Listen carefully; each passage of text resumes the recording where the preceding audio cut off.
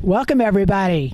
I am Bob Calvert, the founder of TalkingWithHeroes.com, and thank you for your service.us. Many of you know I've been focusing more on Colorado Springs videos now, and we're here with a gentleman that I actually had the honor to interview back in 2008, Military Writers Society of America. He got an award for one of his books, and he's an Air Force veteran, and he's also running for sheriff. And so for those of you who know me real well, you know that I have never done anything political at all. But when Mike called me, I read, I knew about you. Obviously, I interviewed you, but I'd never seen all your background in the Air Force with all the law enforcement. And I was thinking about that, and I thought, wow, he'd make a great sheriff here, And I thought, it doesn't really matter to me then which political party he's running under, because I'm going to vote for him. And I thought, if I'm going to vote for him and I can help, I have to do that. So this isn't necessarily a political video, but Mike is running for El Paso County, Colorado Sheriff. So Mike, thank you for the opportunity to assist you, to help you. I appreciate that. It's good to meet you again. And why don't you start out and tell people a little bit about your military service, because that's really the background of why you're going to make a good sheriff.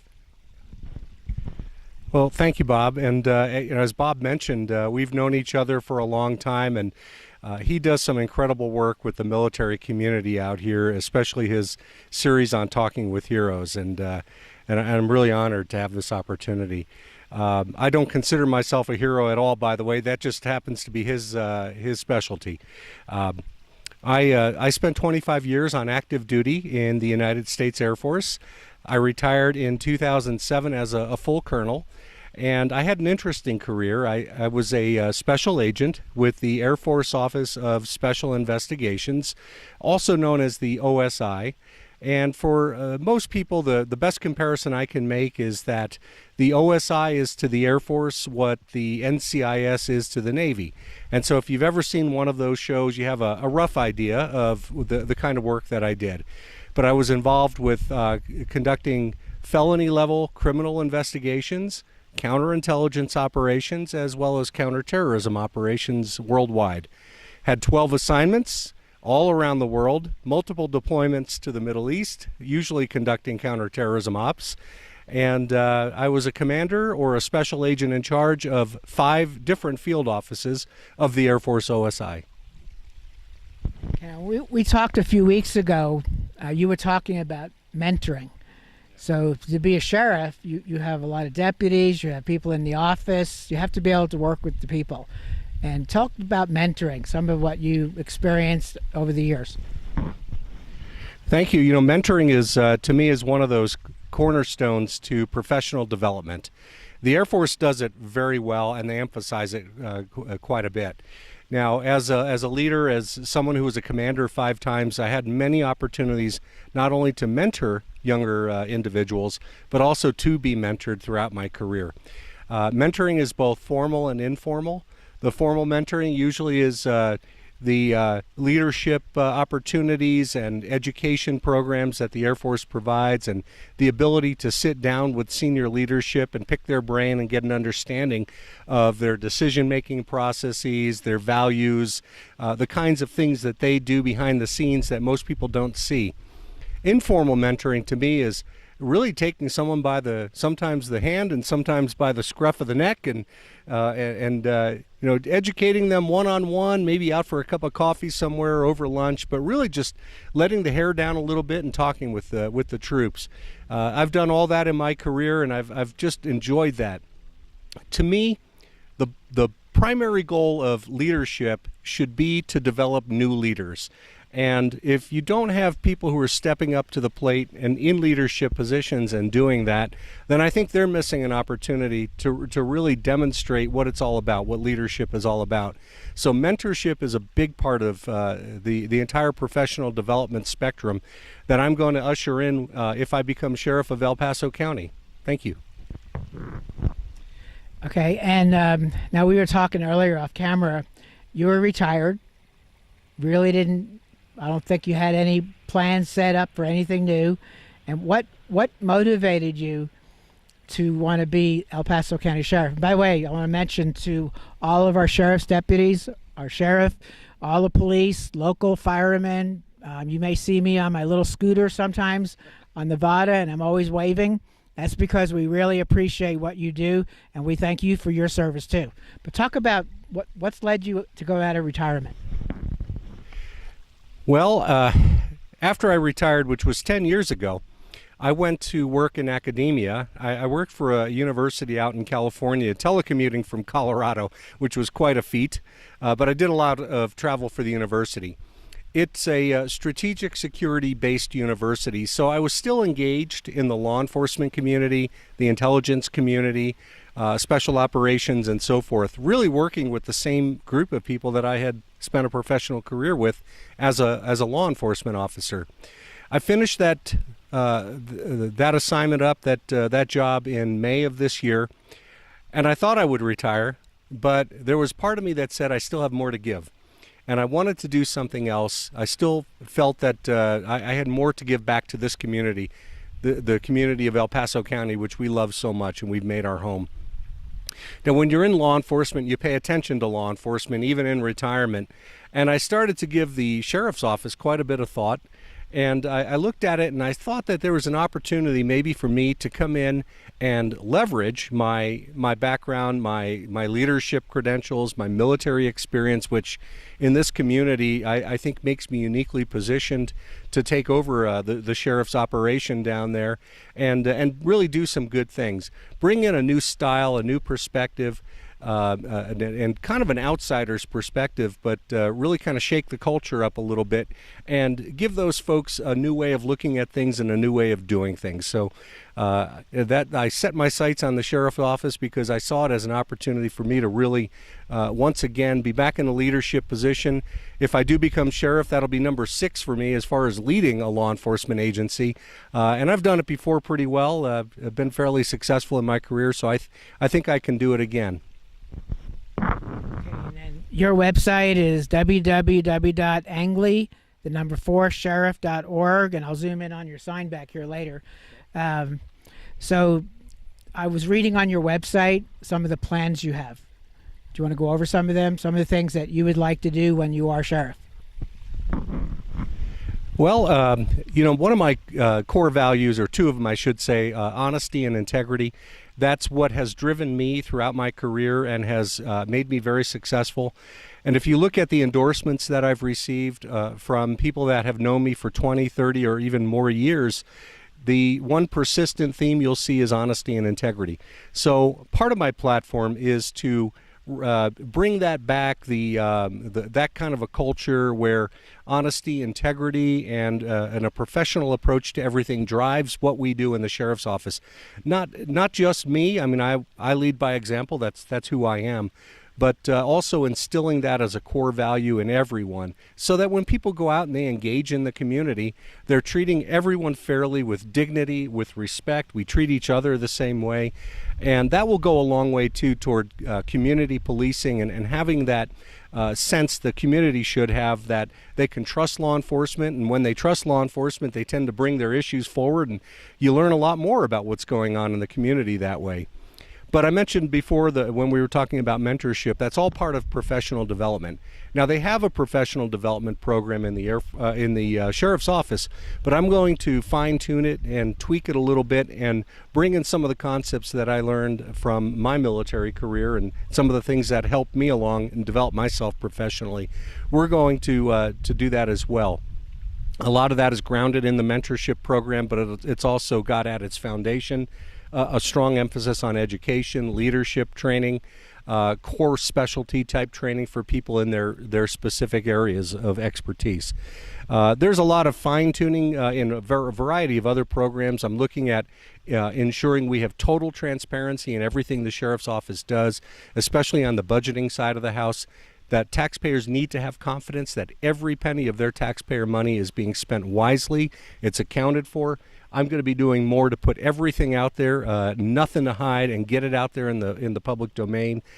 So we're looking at a lot of things like that. I want to shore up the patrol side in the sheriff's office to make sure they have enough manpower to beef up the patrols and get back out there into some of the rural and unincorporated parts of the county where I think that they may have slipped back a little bit in recent time, but a lot of things like that we're taking a look at. Okay, now you're just in the process, right, of putting together your campaign staff. Do you want to talk about some of them? Sure. Yeah, our campaign committee is growing. My campaign manager is Jeanette Reed, and Jeanette was a 24-year sheriff's officer. She was a deputy for a long time and then became a sergeant. She left about a year and a half ago, retired out of there. And she's a wealth of information and support for me because she's been through part of the political process herself in the past. And also her experiences are across the board in the sheriff's office. So she has touched upon just about everything the sheriff's office does and has experience there. She's providing tremendous support. Another campaign advisor and committee member to me is Lieutenant Tim Williams. Tim was in, well, actually he's a veteran as well. He was an Army Green Beret.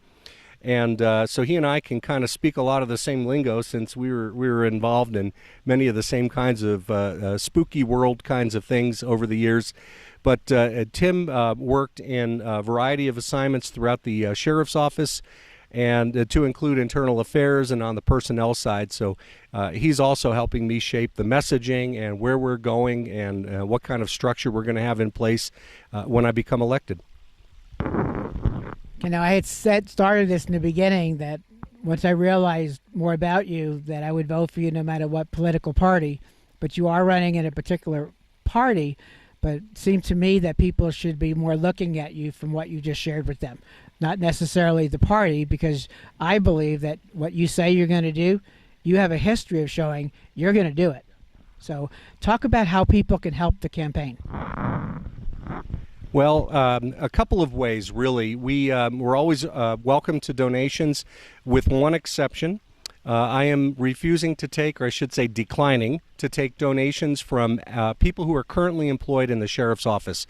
They have a right to donate if they want, but we're simply saying we don't want that money because we want to change the culture. And I don't think that it's proper or ethical for a boss or a future boss to take donations from the people that they'll supervise. So we're asking folks not to do that. Now, people in the sheriff's office or anyone really can help in other ways. They can volunteer to help out with the campaign itself, helping us get the word out, make phone calls, stuff envelopes, put out signs, things like that. But the real thing that we need support from is, because we have a caucus system in Colorado, is I need delegates. And so if people want to go out and caucus next March and advocate for me, I would greatly appreciate that, and become a delegate. Volunteer to be a delegate. Go to the General Assembly. There's nothing to worry about. This is not a scary process. I tell new timers at this, we'll guide you through that, what you have to do, and it's a very low cost involved in signing up to be a delegate. And we would love that support. So if anyone out there, and that includes people who work at the sheriff's office, because I'll never know. If you're a delegate and you vote for me or vote for the other guy, I'll never know that. And so as far as ethical considerations go, I can't possibly play favorites or disparage anyone because they either supported me or not supported me. And I think that's the way it should be. So I remember when we were talking a few weeks ago, you talked about being an outsider, because we've heard that term a lot recently, but you truly are an outsider. You've never had anything political in your life, right?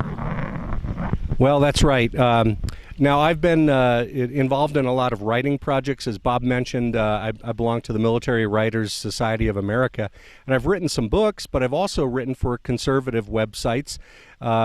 So I do have my own political leanings, but I usually tend to be kind of the pundit, if you would, in the room, rather than the politician. I don't like politics. I'm not a politician.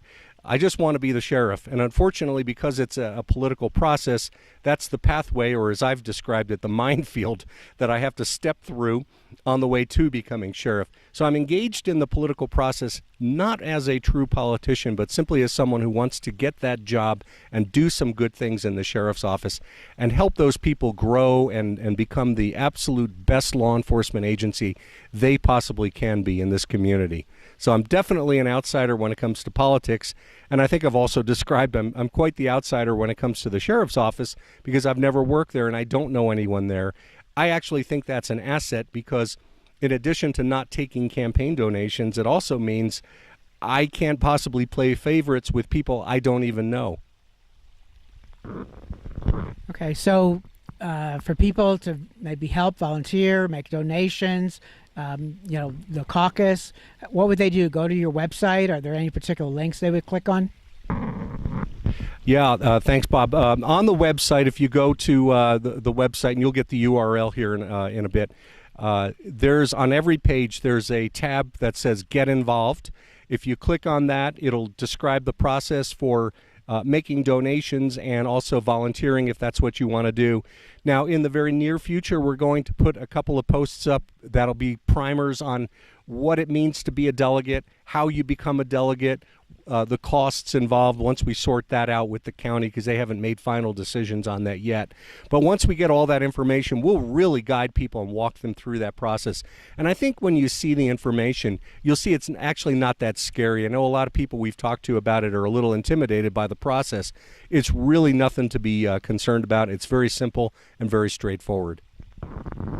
Okay, well, I'm like you in some ways. I've never really gotten into politics at all, and I really don't think I am right now because we're voting for you and what you propose to do, what you say you're going to do. But this video, I will personally get out to as many veterans here as I can. The military support groups, there's many of them in this town. Some of them I recently did video episodes with. And I would encourage you all to seriously read his website, Colonel Angley's website. And I think he'll make a great sheriff for us. And so anything else you'd like to share with people? I'm driven by a passion and a calling, if you would. This is absolutely in my heart and soul to do this because I feel it's not only is it's not really about me at all. It's my time to do something like this, but I think it's also time for the community, time for the sheriff's office to have some fresh blood, a new perspective, and a new way of looking at things.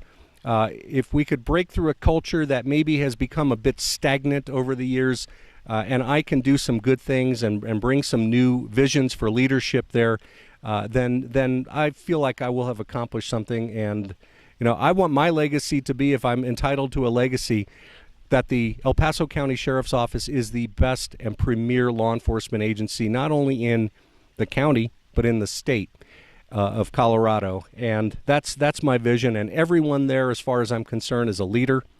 Maybe some are untapped potential, but we're going to unlock that, and we're going to make everybody a superstar, as far as I'm concerned, in the Sheriff's Office. Great. Thank you for your years of service to our country, and the fact that you want to continue serving, I think, is absolutely incredible. Your skills, your background, it's a perfect fit for this community. So, folks, I know there's a lot of you watching this. Maybe you don't live in Colorado, but who do you know here? Who do you know in El Paso County? If you could get this video to them, do you have contacts with veterans groups, military support groups, so they can have an opportunity to meet on this video Colonel Mike Angley? And so, as I always do in my programs for 11 years, I want to say a shout out to our men and women who are serving overseas. We have a lot more deployed now in harm's way. Be safe, stay alert. To all of our men and women serving, your families, veterans and families, first responders and families, thank you for your service to our country. And Mike, if you want to go ahead and give a shout out too, I'm going to jump behind the camera here. Thank you, Bob. And yeah, folks, God bless our military. Having been a part of that community, the times that I have been approached by people saying thank you for your service, it always means a lot to me. And I want to say thank you for the service of everyone who is currently serving, every veteran, every Guard and Reserve member out there, and your families. God bless you for what you do. Thank you. Stay safe. We love you. God bless you.